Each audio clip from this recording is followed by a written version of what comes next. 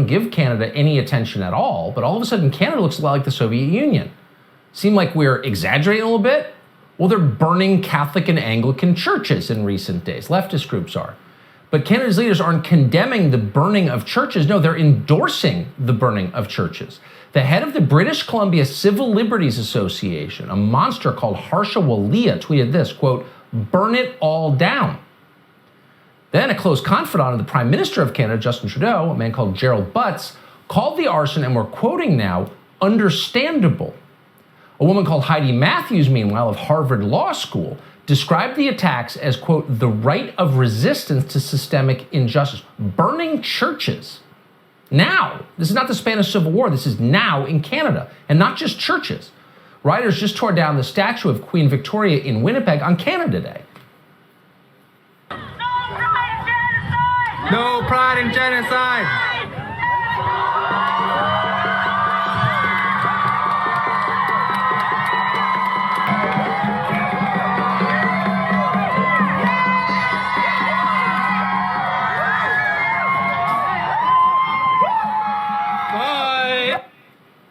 Now, we'd love to go inside Canada tonight, but we can't get there. It's like 1985 Albania. It's a closed country. So instead, we're speaking by satellite tonight to Ezra Levant with Rebel Media within Canada. He joins us now. Ezra, thanks so much for doing the show. What is going on in Canada? Serious. I mean, it's hard to believe what's happening in Canada. What is this? Well, I'm reluctant to use the word Kristallnacht because we're not there yet.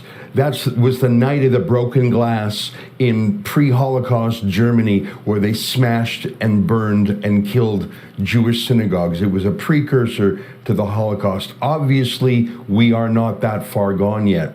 But what do you call it when literally dozens of churches are being systematically vandalized, torched? There was one fire in the BC interior that wiped out a whole village of 250 people, 2 people dead, and it is not yet determined who caused it, but it was in an area where other churches have been torched, so it may actually have its first victims. The crazy thing is this is so explicitly an anti-church hate crime wave, and yet Justin Trudeau, who is normally the first and the wokest, waited a week before saying anything, and he literally said, that's not the way to go.